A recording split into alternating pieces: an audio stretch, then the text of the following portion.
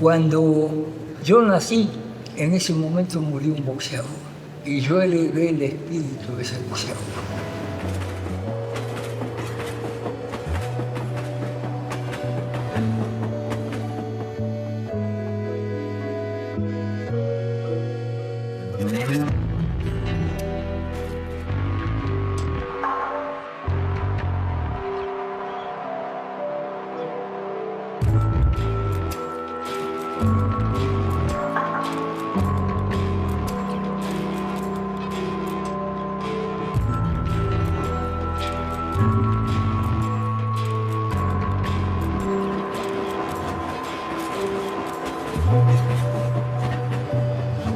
Yo siempre digo que para que haya boxeo y haya campeones tiene que haber muchísimos seres anónimos, como De Santi, que sirvieron para que otros llegaran, pero que son dignos de ser recordados como el más encumbrado de los campeones.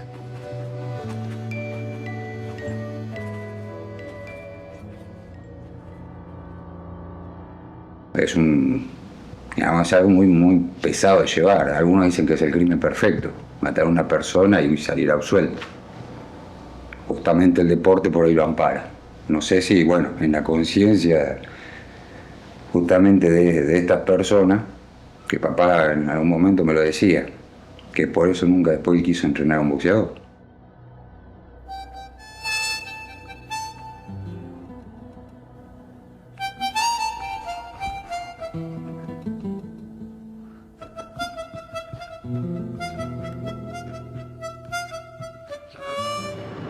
Porque el tango nació en un patio porteño a la luz de un farolito. Lo reclamó un organito al encontrarlo sin dueño. Tango que me hiciste mal y sin embargo te quiero porque sos el mensajero del alma y del arrabal.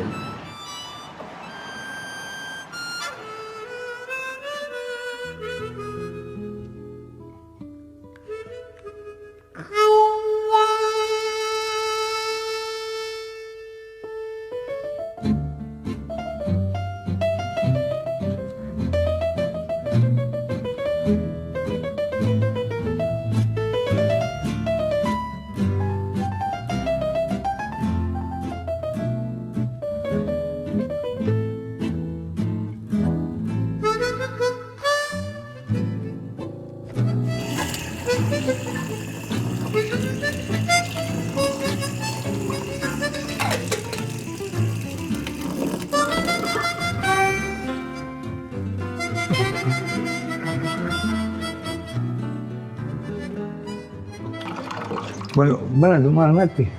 Vamos.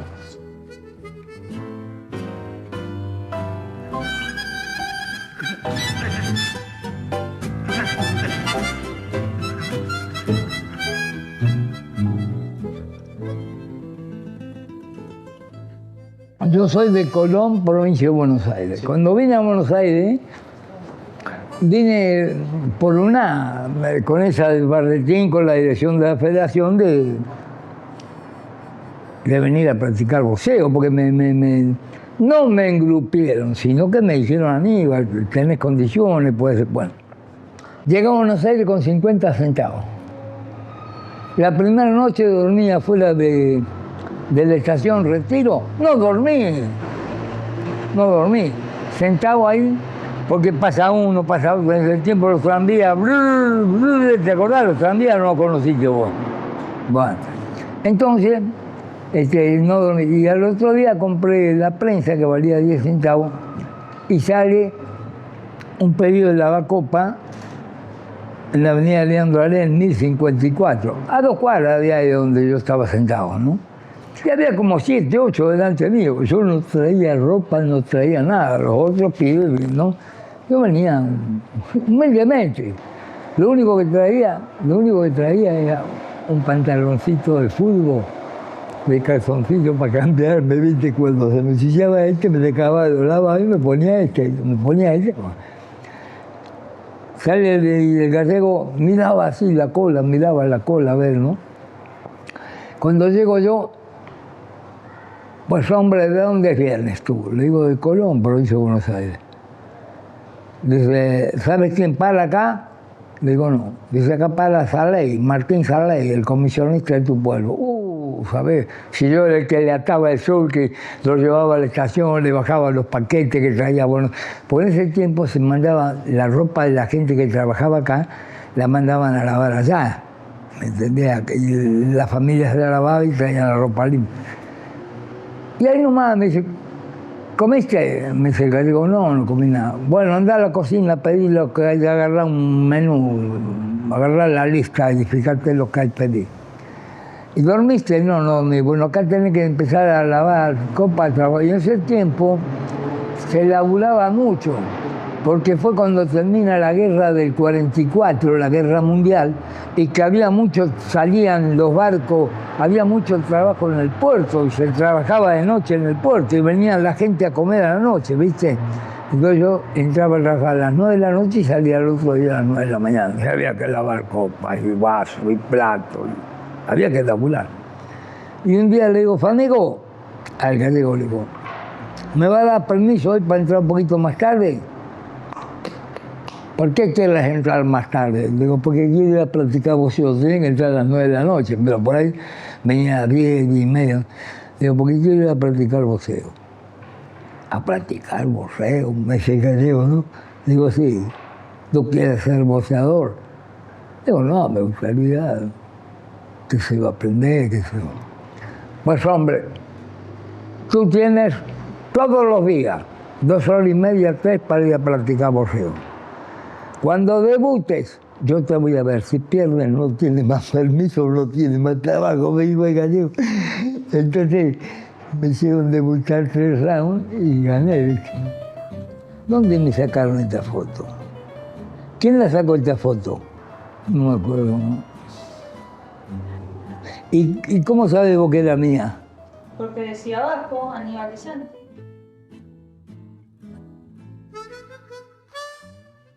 El único boxeador que salió fotografiado con él fue Gatica. Él lo quería mucho a Gatica. Él no es que le sacaron ese bicho. Mentira. Porque cuando Perón iba a ver todas las peleas, pelear a yo, pelear a otro inferior que yo, pelear a otro superior que yo, Perón los sábados era infaltable con la finada Evita, ¿no? Era infaltable. Y desde el primer criminalista hasta el último fondista, ¿no? O sea, los dos, la de fondo, los dos, había que irlo a saludar, ¿no? De ahí fue donde salió ese dicho que dicen que Gatica dijo, 2 potencias se saludan, mi general. José María Gatica, el mono, que fíjate que coincidentemente es otra persona que viene de origen muy humilde, que pelea por el puesto de diario, que pelea por un plato de comida, que pelea por todo en la vida. Y que marca una etapa donde también Argentina había evolucionado y el Luna Par era el reflejo en sus enfrentamientos Gatica con Prada de lo que pasaba en el país. Toda la popular apoyaba incondicionalmente a Gatica, lo aclamaba, lo adoraba, y todo el ringside, que eran los que podían pagar la entrada y tenían más poder adquisitivo, que eran figurones y políticos y todo, estaban a favor de Prada, que supuestamente representaba la élite, los que tenían dinero, y ya había ahí un enfrentamiento. El deporte se manifestaba como un enfrentamiento de lo que existía en el país. Cuando todo el mundo hablaba de Gatica, él, todo el mundo se llenaba la boca en el sentido de que el mono esto, el mono lo otro. Y papá siempre lo trató de llevar al cuadro donde realmente todo lo podía llegar a ver en un tipo que era humilde, tenía un cierto grado de ignorancia. El papá lo rescataba hacia ese lado, ¿sí? Y trataba de mantenerlo en, qué sé yo, en el grupo, por ahí, qué sé yo, en un círculo de donde pertenecen realmente los boxeadores. No en un cabaret, no en un boliche, no en una juerga, no con la vestimenta que tenía Gatica. Por eso también hace la comparación con Eduardo Lause. Eduardo Lause estaba considerado un señor, un tipo muy educado, que justamente un tipo educado, un tipo bien formado, bien hablado, cuando todo el mundo dice que todos los boxeadores son todos brutos. Pero el tipo mantuvo cierta humildad hasta que creo que llegó a ser campeón argentino. De hecho, el boxeo surgió en la clase alta argentina. Si vos te fijás, los fundadores de la Federación Argentina de Box, los apellidos patricios son los únicos que existen, desde los Martínez de Hoz hasta los Gaín Zapá, Mendité, y esos son los que hicieron. Y los clubes formadores de boxeo eran el Círculo Militar, el Círculo, la Bolsa de Cereales, todos los clubes, Cuba, todos clubes donde iba la gente pudiente. Los dramaturgos, los Pavlovsky, todos los Pavlovsky, todos fueron boxeadores muy buenos. Luego sus hijos y los nietos que escriben. Hubo sacerdotes que fueron boxeadores. Los hermanos Gau eran 3 boxeadores muy buenos, de los cuales uno después dejó el boxeo y se hizo sacerdote. Pero te puedo nombrar así, a estos abuelos de pájaro, muchísima gente que estuvo entre las cuerdas sin que la vida los tenga entre las cuerdas. Ahora, lo peor que había para él, que le dijeras mono. No le digas mono porque no te peleaba y nada, pero era lo peor que o te contestaba, mono será tu padre o mona será tu madre. ¿Qué haces, mono? Mono, la concha de tu hermana, mono. Me dice, peleas el sábado. Peleas con Gatica. Está loco, vos no estoy entrenado para pelear con el mono. Pero me tenés que salvar porque está programado con Oscar Flores y Oscar Flores, mira, acá tengo el telegrama, no viene. Quiero que me interpreten todos, ¿eh? No es que yo decía que le podía, o que yo pensaba que le podía ganar Gatica, no, pero no estaba entrenado para pelear con él. Hice 4 rounds, el público de pie. Vos yo va y vos yo venga, ¿viste? Porque el mono era peleador y yo también. En el momento de pasar las cuerdas del ring, solamente aquel que pasa se sabe con qué se encuentra, con qué se enfrenta, que está solo como en la vida, con todo por delante, acá con un rival, pero solo ante todo. Tango, por vos me morfé más gana que pelo tengo en el mate. Por vos hizo el disparate envenenarse mi hermana. No hay bochinche ni macana que en tu homenaje no hiciera, y en la fiesta rabalera donde campeás con honor, me diste siempre valor para hacerle frente a cualquiera. Tango.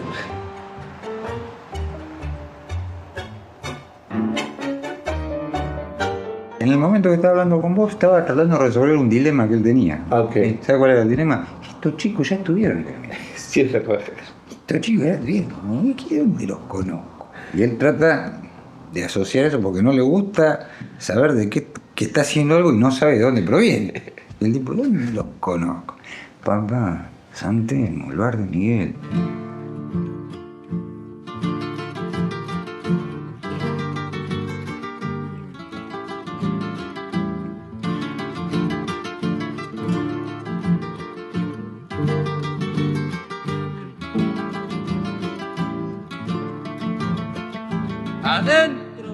Hago fallo con la escena de la película.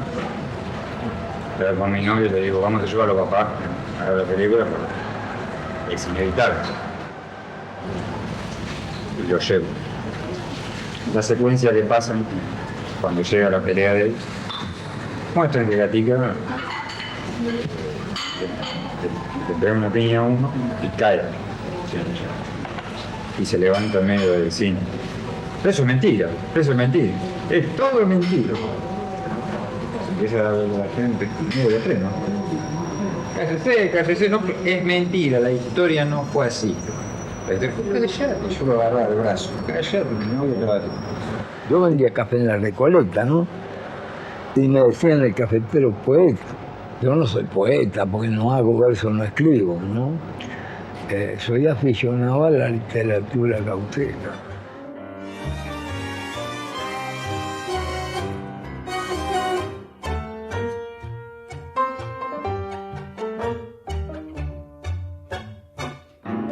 Tango, esos cachetados, Caricia. Tenés amor y vergüenza, y en la infinita tristeza que hacer malo me convida. En la cárcel, en la guarida, en los versos de mi guitarra, el tango es como una garra que se ha clavado en mi vida.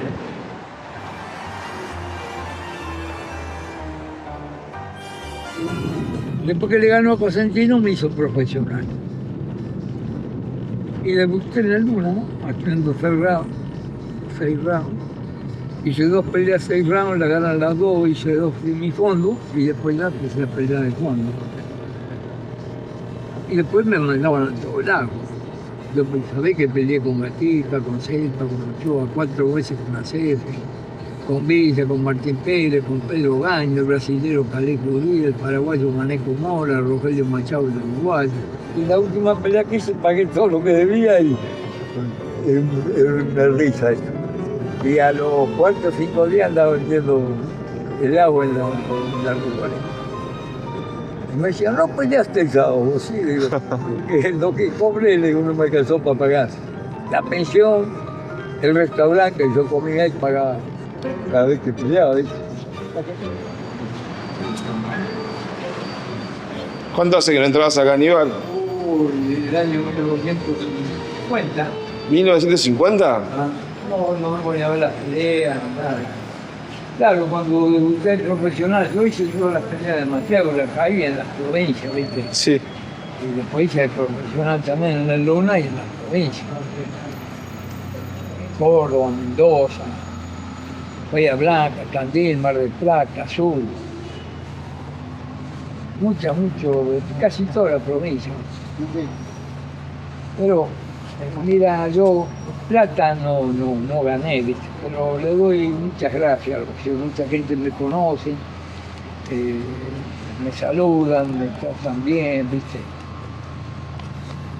Y le doy las gracias a Dios que he quedado bien, ¿viste? Yo dejé de boxear y ando bien, camino bien, camino bien. Hay muchas cosas que le debo mucho a los otros.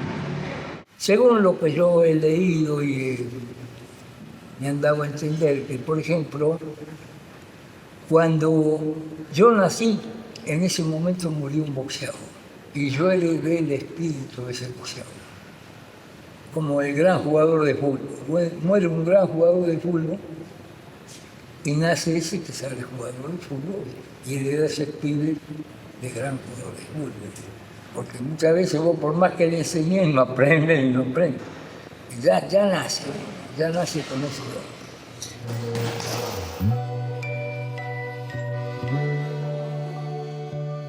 Por ejemplo, yo me levantaba a la mañana, desayunaba.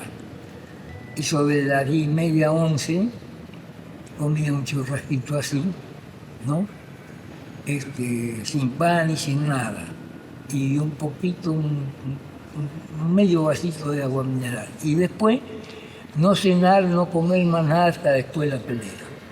Porque al tener el estómago lleno, ¿no? Te cansa y es cuando... Y aparte de que los golpes, como te digo, los golpes hacen mal. Cuando vos tenés el estómago lleno, la sangre sube para arriba de la cabeza y no baja como tiene que bajar.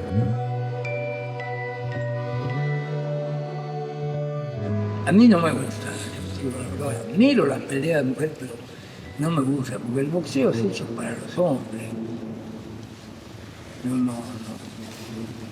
No sé, a lo mejor estoy equivocado, ¿eh?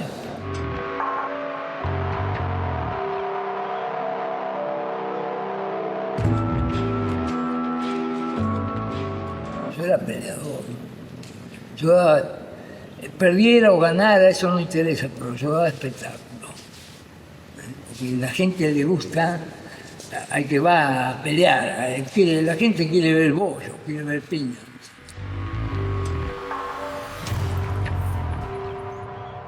El peleador va siempre para adelante. Recibe y pega, recibe y pega. Y el boxeador es el que camina y te toca. se toque. Cuando se puede meter a la derecha, te la mete. Alfredo Prada con Gatica, a veces Prada me decía, Aníbal, tenés que ayudarme. Y hacía vuelta conmigo. Como yo era peleador, yo tenía más o menos la misma modalidad del mono. Me pedía que le ayudara. Muy buena persona, Alfredo Prada, muy buena persona.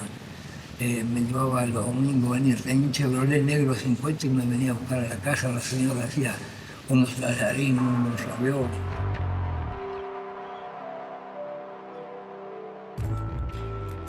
Ya te digo que un churrasquito así a medio del tenés una cartita barra.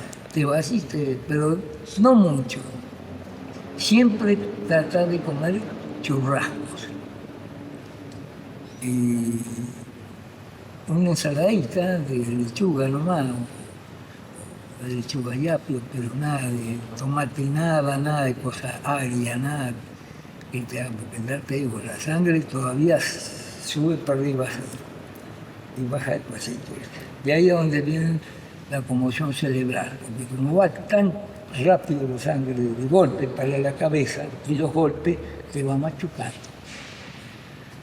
Vos tenés que darle tiempo, no es que muchos boxeadores no pueden ni hablar, terminar mal. Yo cuando lo vi a Cassius Clay ahí, me dio una lástima, mira. Y varios, Azteca, pobrecito. Nadie, mira, acá vinieron campeones mundiales, como Sandy Salden, que William, que Gavilán, nadie llegó a una parte como Elena Magatita.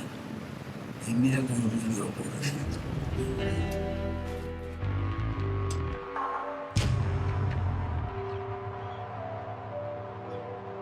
Llega un momento que tenés que decir, ni aunque ganes la última pelea, decir, no peleo mal, dejarlo al boxeo. Porque si no, el boxeo te deja a vos.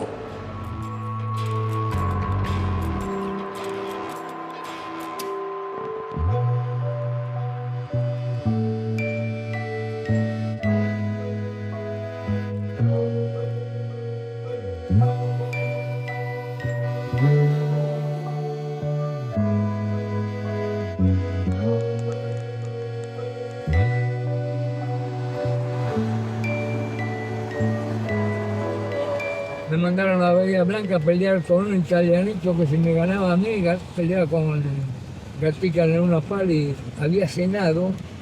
Y se fue a pelear conmigo, lo tiré 5 veces, el último día lo levantaron, lo llevaron al hospital y murió de comezón cerebral. Benjamín Stone.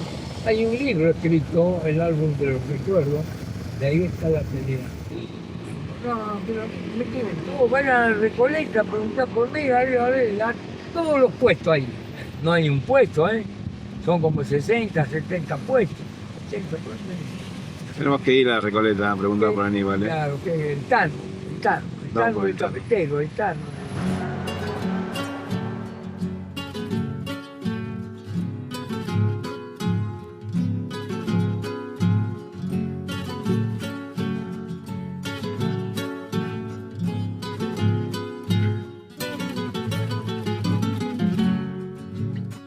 Corazón, ¿por qué no cansas? No te cansas de llorar. No ves que me estoy muriendo. No ves que... Soy artesano de Plaza Francia y lo conozco a El Tano, porque para mí es El Tano, no lo conozco por otro nombre. Lo conozco hace 30 años, tengo una relación de verlo todos los fines de semana que trabajé aquí en la feria, él trabajaba conmigo, trabajábamos juntos. Él con su café y yo con mi artesanía. Que al que olvida hay que olvidar. Pero él hablaba con todo el mundo, él intervenía con los turistas, con todo paseante y siempre tenía la palabra justa el tipo, y mandaba algo, y mandaba un verso, un piropo de esos de hombre, a lo grande, espectacular, hermoso, sutil. La verdad que un personaje hermoso realmente, que a veces nos cuesta identificarlo con esta idea de lo que es el box, ¿no? Uno piensa el box como esta cosa de púgiles y seres malos y animales que se pegan y que se matan, Y cuando lo veías a él, nada que ver. Y él es sinónimo de humanidad, ¿no? Un tipo bárbaro. A todo nivel, socialmente, hablando, expresándose políticamente. Eso es un viejo radical con toda esa tradición del hacer bien las cosas. Dijiste una palabra que yo estoy seguro que para él es muy importante. Dijiste correcto, una actitud correcta. Y él siempre fue un tipo muy correcto, en todo sentido, desde lo humano. Este vínculo con nosotros, con los que trabajábamos juntos. Lo he visto en muchas actitudes muy humanas. Y la palabra que utilizaste, corrección, creo que es una palabra que lo define muy bien. Es una palabra un poco fría a lo mejor para el Tano, porque yo, si bien yo nunca fui un íntimo amigo de él, en realidad lo que vivencié fue casi desde un compañerismo de un lugar de trabajo. En realidad siempre lo viví como una persona correcta, como vos decís, pero a la vez también muy afectivo, estableciendo vínculos muy naturalmente con la gente. Y esto, tanto para nosotros como que creo también para él, fue importante, porque establecimos vínculos muy naturales y muy sanos.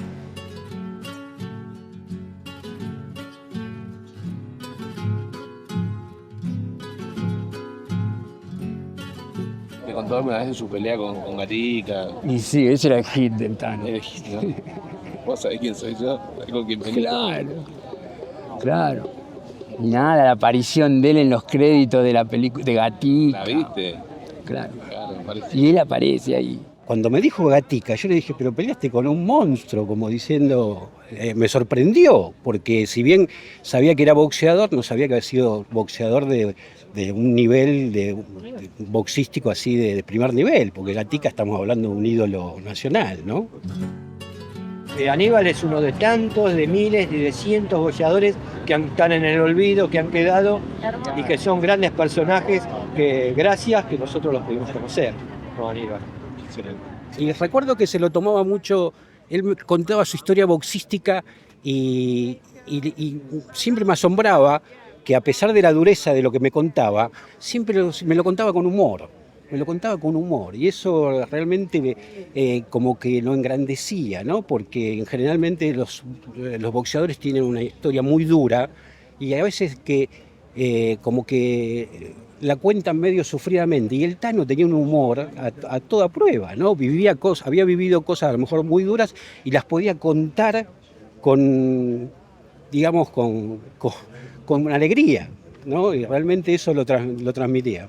Él estuvo primero que todos nosotros aquí, porque no sé, siempre se movió por esta zona y cuando la feria se instaló ella estaba acá y fue el cafetero de la feria por años. Después esto se superpobló y también se superpobló de vendedores ambulantes, cafeteros incluidos. Y ahí todo se dibujó y ahí el Tano no vino más por acá. Y bueno, se le empezó a venir la vida encima también, ¿no?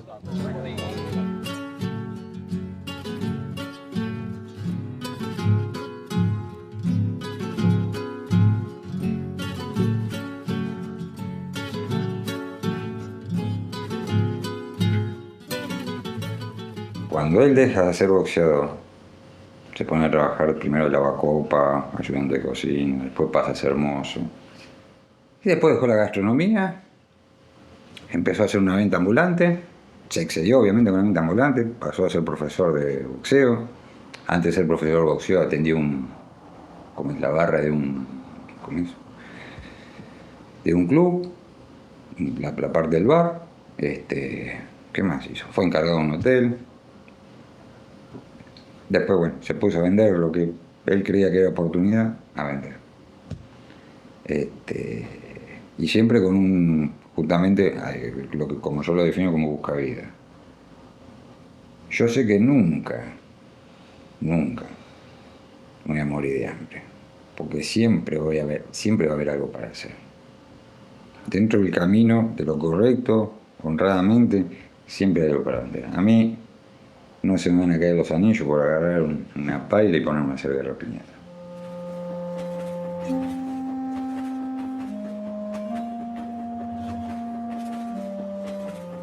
No, después dejé de trabajar de boyero y me vine al pueblo, empecé vendiendo diarios. Y vendía diario de lunes a viernes y los sábados me había hecho un cajoncito de lucer y salía a zapatos sábado y domingo. Esa es la vida así.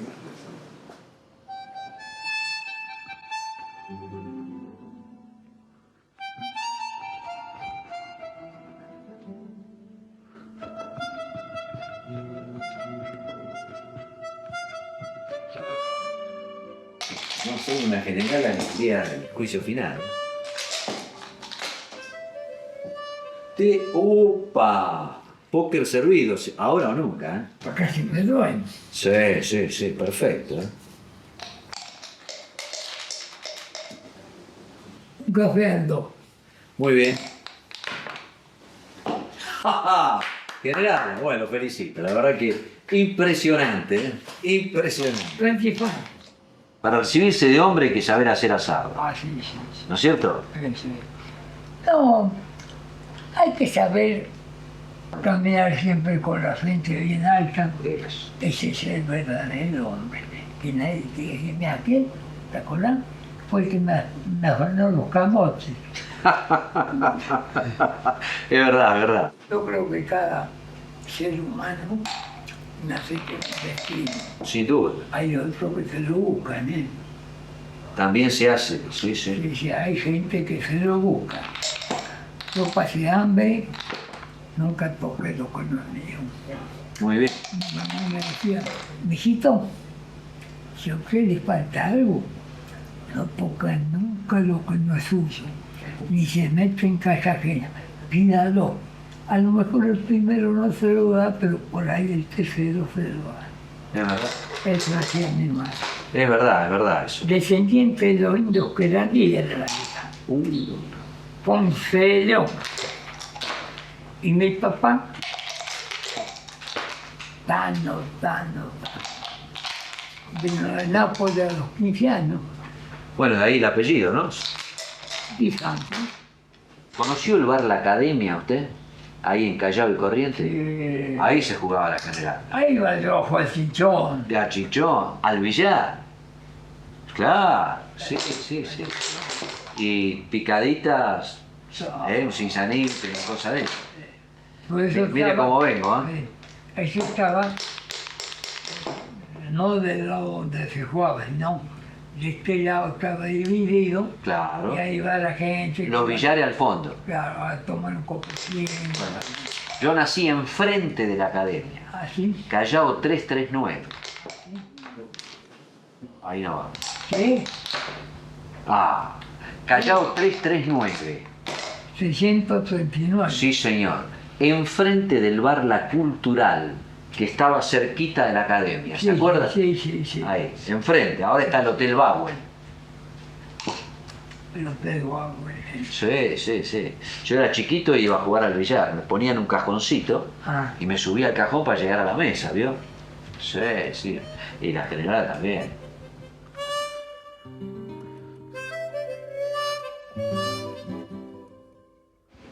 Él siempre fue un buscavidas. Y creo que todo eso lo fue resolviendo.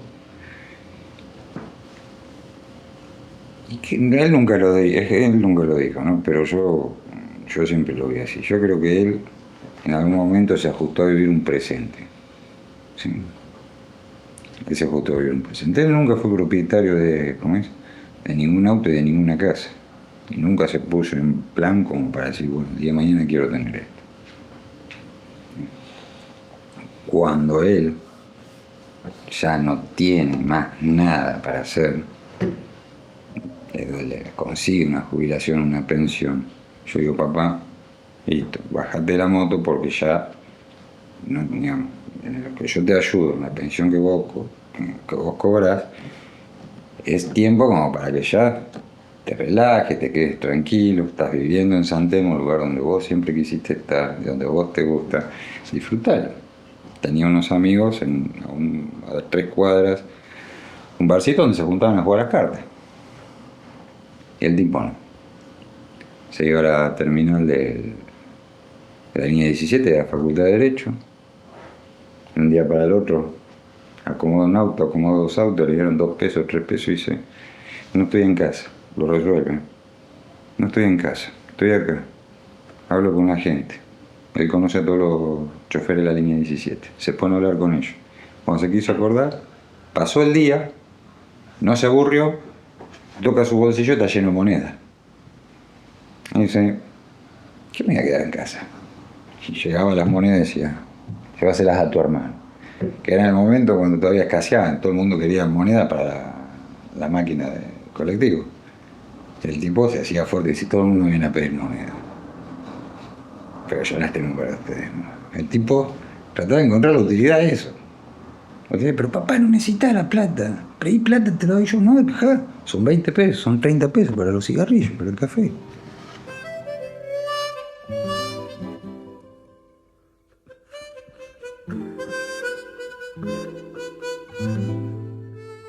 Chofi, por ejemplo, educó a los hijos con nosotros acá.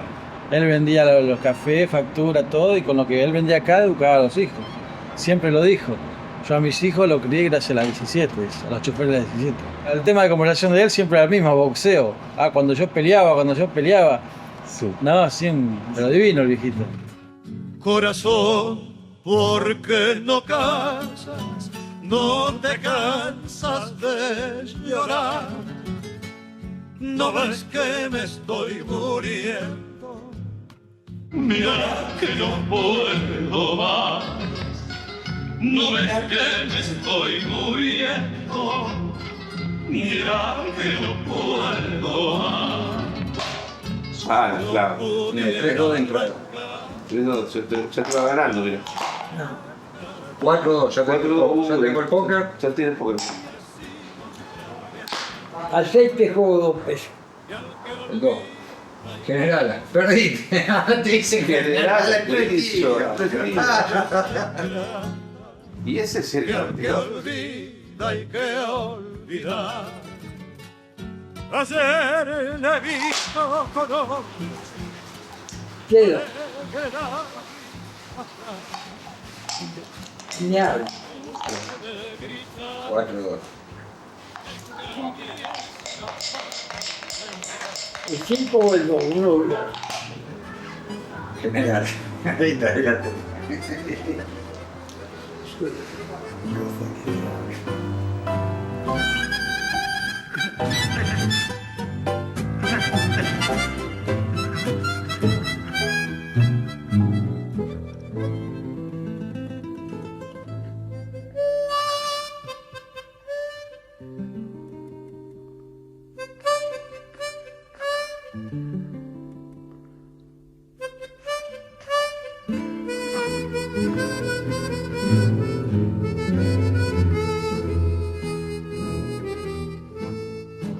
Ahí, yo venía jugando agua.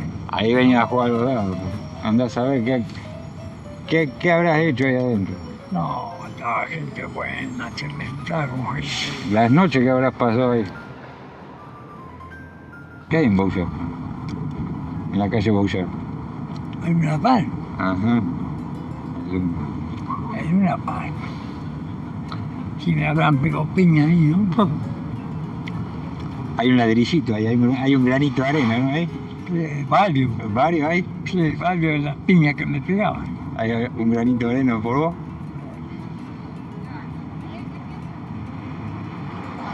Que la vida, ¿sí? Cuando yo estaba en Colón y lo buscaba el museo, ¿vos te crees que yo y hablaba todo en una pala? ¿Vos pensás que yo alguna vez pensé que iba a pelear de fondo en una pala, hacer la pelea principal? Me cagaba a sopar, pero ni igual no peleaba ahí. ¿Qué va a ser? Fondista en una pala.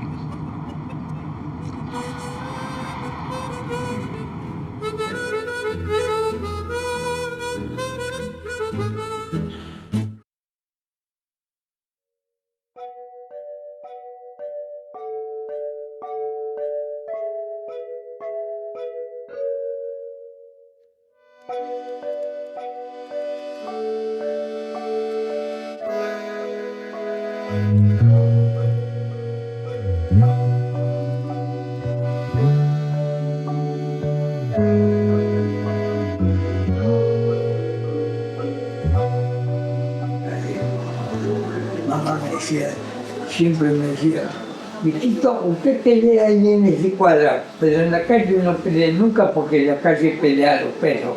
El ser humano no debe pelear, me decía. Y ahora estamos.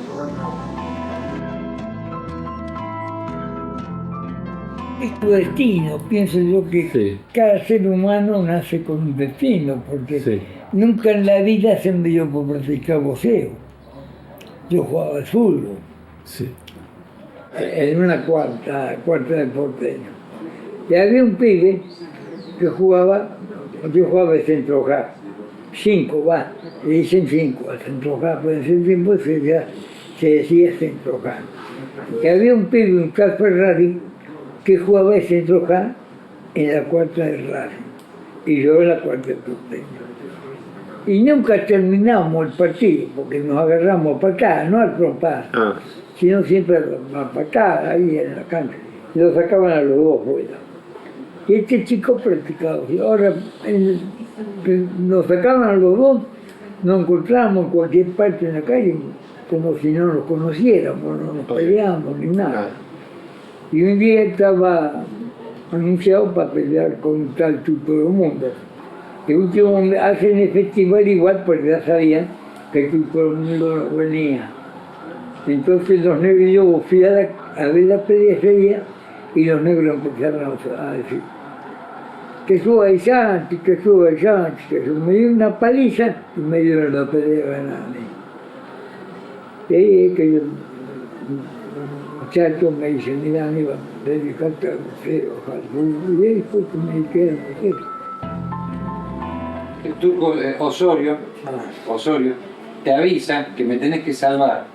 Sí. Claro. Tenés que pelear contra el mono. Y vos decís, pero no estoy preparado. Me dice, no importa, subí y pelear. ¿Sí? Y tenía 2 días nomás, que creo que pelearon en Bahía Blanca. El tipo así como hace, le avisan un miércoles, y no sé si pelea un viernes o un sábado. El tipo llega allá, duerme, come, listo, se trae un día y ya sube a pelear contra Gatica. Aníbal Di Santi. ¿Quién es ese? Ese de un tragabollo que había antes. Tragabollo, ¿qué es tragabollo? Piña que me tiraba, piña que no me lo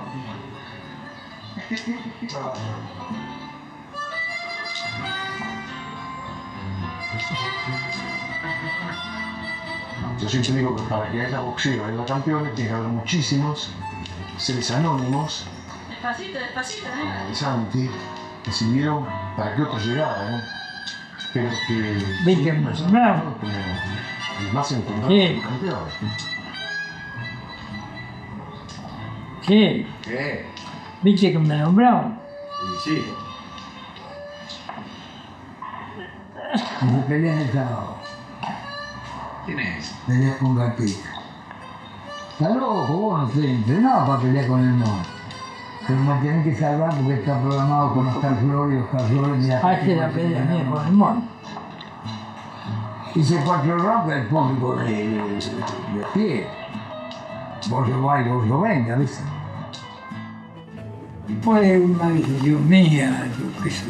No, los muchachos me decían, dedicarte al boxeo, al fútbol, que tienen más condiciones para pelear que para jugar al fútbol, y esas cosas, sí, yo jugaba bien al fútbol. Pero no, qué sé, una cosa, yo pienso que es el destino de una persona que nace vida con ese destino y... No, pero un montón de veces habíamos hablado de justamente cuando él dice lo que es el destino. Sí. Que el destino está forjado justamente, yo voy a hacer mención al tema de cómo se va forjando esto. Que si ese día el Tuto del Mundo que iba a pelear con Ferrari se hubiese presentado, nunca hubiera sido boxeador. Es como la teoría del caos, a partir de una cosa, todo lo que después se termina generando. Todo lo que después se termina generando. Sí, yo creo que el destino, yo creo el destino, ¿no? Pero creo que el destino se construye a partir de la elección de cada uno de los elementos que están en el mundo. O sea, la elección de Julio, de Felipe, tuya, mía, estamos acá. Digo, este es el destino, reunirnos acá. Un punto. Claro. Pero finalmente hay una elección de cada uno. Y en esa elección es donde somos responsables. Somos responsables de las consecuencias, porque nosotros a partir de eso empezamos a tirar consecuencias para todos lados, para nosotros y para los demás. Tal cual. Para los demás. Tal cual. Pero justamente yo lo que voy es eso, un punto de partida, donde está, digamos, donde está por ahí la raíz. Donde está la raíz. Que hay veces que dice, yo fui fondista de una par. Le digo, pero vos hubiese sido fondista de una par si ese día todo el mundo se presenta a pelear con Ferrer. Y la verdad es que no.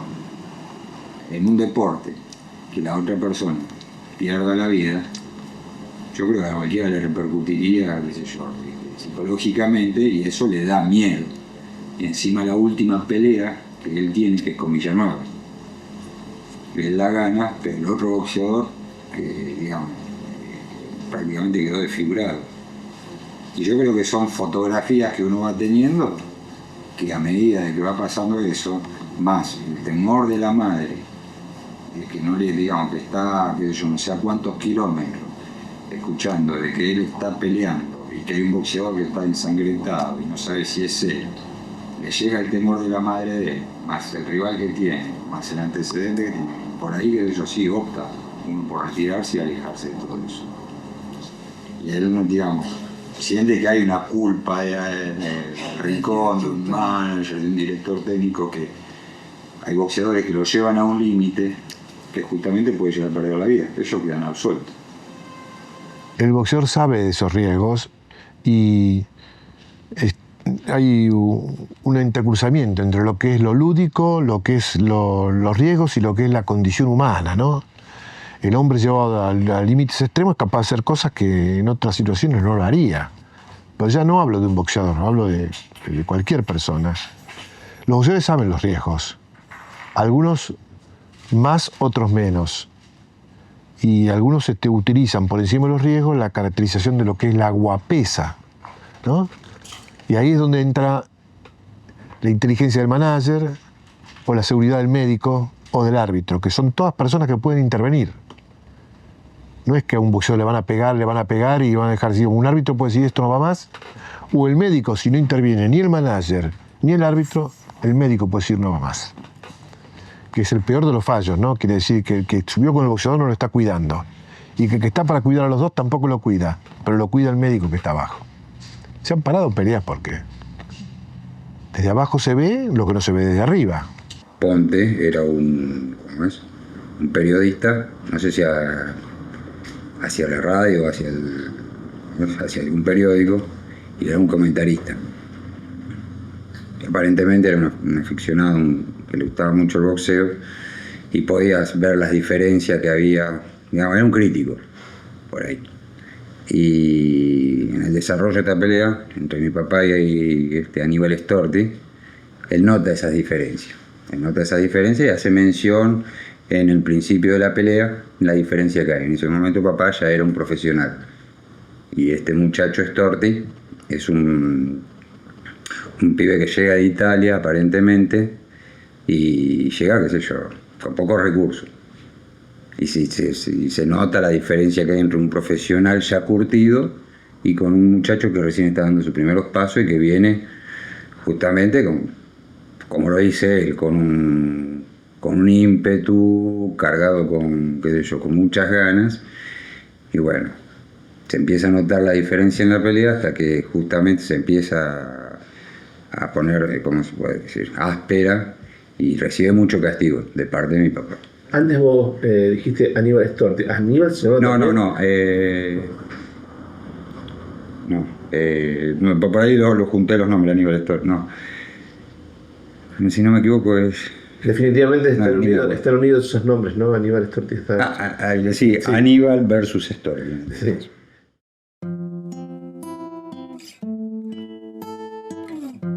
Aquella noche de dolor, el salón de boxeo estaba lleno. Se encontraban allí dos hombres, Aníbal Di Santi y Mario Storti. Di Santi, el hombre maduro, con una dilatada labor profesional, y Storti, el joven todo guapesa, todo ímpetu, todo voluntad. Se enfrentaban a golpes de puño. Di Santi desde el comienzo, manejó la pelea en base a su experiencia y a su fuerte pegada. Storti, ciego como un torbellino, iba al encuentro de su verdugo. Los golpes le fueron llegando uno a uno. Cayó una y más veces, y si no cayó más, es porque Storti tenía una fuerza de voluntad admirable. El juez, irresponsable, no se avino a poner punto final a la lucha desigual. En el rincón, un conductor, tras cada minuto de descanso, parecía insuflar el ánimo de Storti. Era evidente que tenía que llegar el fin del fin. Y en una de esas caídas, Mario Storti no se levantó.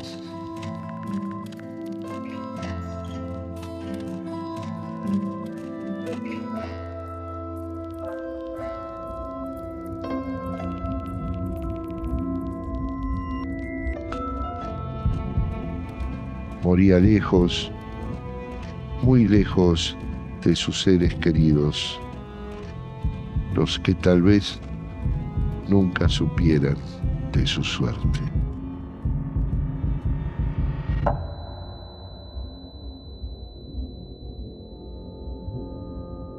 Sí, ¿qué pasó? Murió ese muchacho. ¿Murió en la pelea? Murió de conmoción cerebral, pero no conmigo, sino... Ah, tú. Papá. Murió con vos cuando se retiró en el... Ah, conmigo, sí, no me acuerdo, sí. Cuando se retiró en el...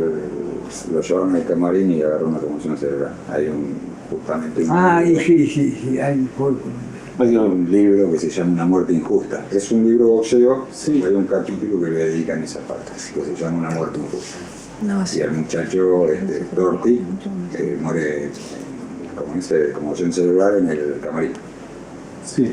Una pelea bastante sangrienta, porque era típico de la época. Era típico de la época. Una pelea sangrienta, por ahí, qué sé yo. Bueno, no se paraba la pelea a tiempo, no había los recursos por ahí que hoy por hoy hay, de conmoción cerebral. Justamente es una de las secuencias que, cuando él tiene el accidente con el colectivo, estando en el hospital internado, el médico me había dicho que a través del golpe una persona de la edad de él puede llegar a estar confundida y cambia completamente toda su personalidad a través del golpe. Y se puede llegar a acordar de un montón de cosas y olvidarse de otras. Y una de esas secuencias es que se acuerda de esto. Sí. Se acuerda de esto y lo revive de una manera que inclusive se pone a llorar, porque se acuerda de esa secuencia. Y lo único que hizo es mirar hacia la pared, hacer unos pequeños garabatos. Cuando una persona está, digamos, completamente poseída por un pensamiento y se le caen las lágrimas. Y ahí es cuando yo le pregunto, ¿qué te pasa? ¿Que te duele algo? El único hijo pronunció el apellido de él. Y se alcanzó a decir, ¿cómo es? No recuerdo si dijo, pobre muchacho, o lo que fue ese muchacho. Algo así fue.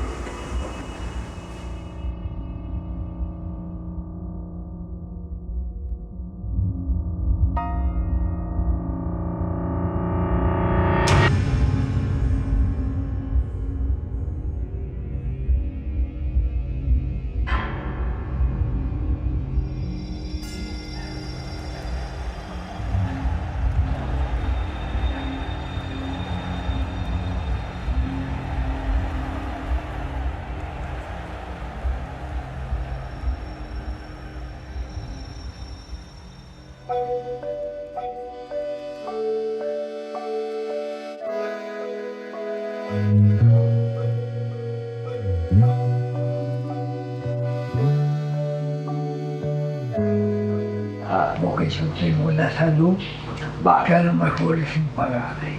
No tengo duda. Y eso es el principal dinero de la salud. Ni hablar, ¿no? ni hablar. Está bien. Pero no es lo mismo No, sí. llorar adentro de un Fairlane, te lo conocía, que de un Citroën.